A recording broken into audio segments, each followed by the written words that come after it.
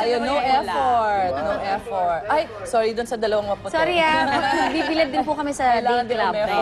May effort tayo pero wala talaga. I'm sorry. Bounces ko. Pwede. Gusto ko yung sayaw na yun, Igan, ha? May day club daw sa gazebo. Yan, ganyan. Pero Igan, kailangan hubad Hanip sa muscle, Narito naman, hindi, parang ayaw mo, may gusto ba pumartner doon? Parang pag natamaan ka, nasa swimming pool ka agad eh.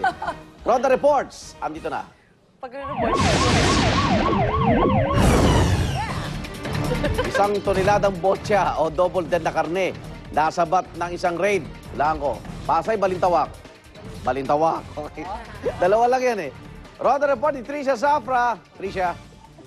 Igan, nasa isang toneladang double dead na karne ng baboy o botya ang nakumpiska ng National Meat Inspection Service mula sa ilang tindahan ng karne sa Tambunting Market sa Balintawak. Abandonado na ang mga naturang karne na nasamsam ng mga taga-NMIS. Iniwan na lamang ito ng mga may-ari sa mga pwesto nila na nasa labas ng palengke. Pasado alas 11 kagabi, Igan, ang salakay ng mga taga-NMIS yung palengke matapos makakuha ng impormasyon tungkol sa talamak na bentahan ng double dead na karne roon.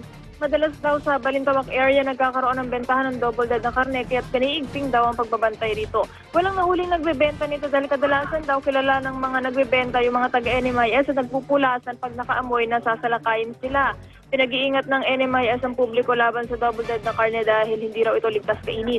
Kadalasan Igan ibinibenta ito ng sobrang mura, 110 to 120 pesos kada kilo, malayong-malayo kumpara sa 170 to 190 pesos kada kilo na presyo ng baboy ngayon. Maputla rin daw ito, madulas at malamig dahil nababad na sa yelo. At yan ang aking Ronda Report mula sa Quezon City. Balik sa iyo, Igan. Paano tunog ng... Okay, maraming salamat, Tricia Zafra. Ayan, okay. At eto, bagyo man o simpleng ulan lang ang nagpapalimig sa inyong umaga. Huwag kayong mag-alala dahil eto ang katapat niyan, ang paborito ni Igan. Ang mainit buong buo at matapang na kape. Wow! Amoy palang magigising na tayong lahat. Lalo na kung giniling na kape ang iyong inumin. At galing pa ng Batangas Kaya tara na at maglibot sa pinagmula ng kapeng Barako. Kasama si Monica at ang Barako. Barako si Chef Quezon. Monica! Next naman. Barako talaga, Chef. Salamat. Talaga pinanindigan ng pagiging barako. Talaga ng mga Batangas sa Batangas ang ating usapan ngayong umaga dahil isang mainit at mausok na umaga ang hatid namin sa inyo mula dito sa Cafe de Lipa, dito sa Lipa City, Batangas. Dahil nga pag-usapan natin, Chef, tungkol sa mga mababango at masasarap na kape. Actually, Monica, alam mo ba, ito yung ang bidang-bida, o ay, ang ibibida natin ngayong umaga, ay yung nagpapagising at yung talagang kumukumpleto sa ating umaga. Sa ika nga nila the drink that sets our mood. Naks, feel na feel mo yan. Yeah. Barako Barako talaga.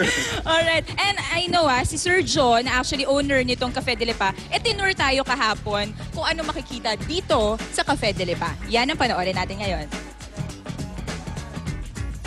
Ito ang coffee plantation ni Joe Mercado, ang may-ari ng Cafe de Lipa.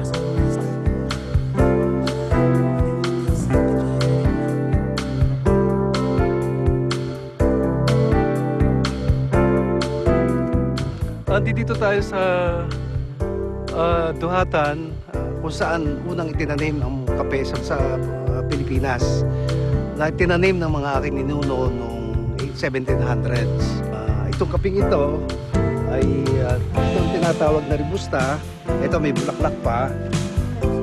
Ang bunga na Robusta medyo maliliit. Ito yung itsura.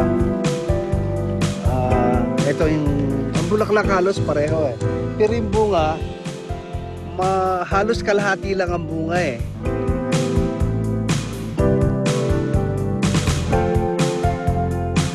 Ito yung Liberica. Tinanim namin ito March last year. Kung mapapansin mo, may bunga na. Mas marami ang bunga ng Liberica. Kasi at age 10 years, capable bumunga ito ng 10 kilos. Ito ang hitsura ng kwan. Pag hinog na. Ang kulay ng hinog, pula. Ito ang itsura ng beans. Ito ang itsura ng beans. Ito na yung berries. Ito na yung beans na na iniinom na kape.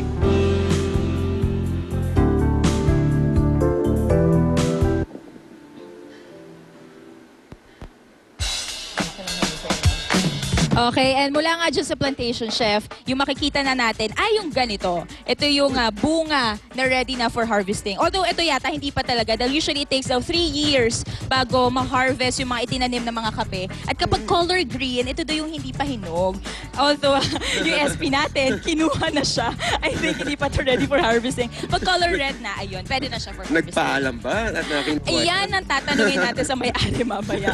So mamaya mga kapuso, makikita natin kung paano ba naku-convert yung kinuha ng ating SP sa sa farm, kung paano ito nagiging kape. Ayan. Ako, abangan nyo mga kapuso, talagang mainit at umuusok na usapan ang hatid namin sa inyo mula dito sa Cafe de Lipa, Lipa City, Batangas. So back to studio muna.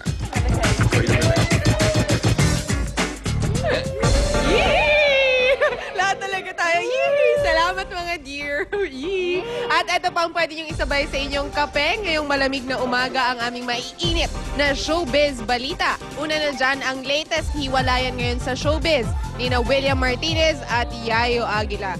Yes! 1 year na po silang hiwalay. At bakit kaya naghiwalay ang dati very sweet na showbiz couple? Third party nga kaya ang dahilan. At matutuloy kaya ito sa kanilang pagpapaanal? Nako, ang mga sagot po abangan nyo maya-maya lang. Nako. Oo, 1 year na silang hiwalay.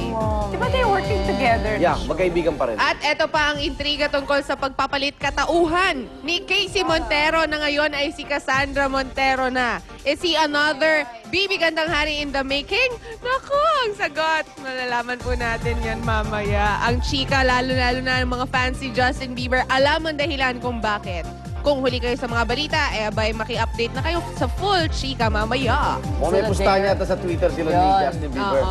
Was it a dare? Ay, alam ni Egan. Ayun. Baka nagtitweet ka na nagtitweet. Hindi, nabalita ko lang sa, tweet biz. Tweet biz. Siyempre, magkasunod kami, di ba? Ay, tama. Kaya dito na kayo kung saan ang samahan, sing-init ng mainit na kape ni Joe Mercado. Good morning sa inyo dyan sa Nakain Kanaga. Ayan nga. Good morning, Alay. Dito lang yan sa Unang Hits! Cause I'm built like that.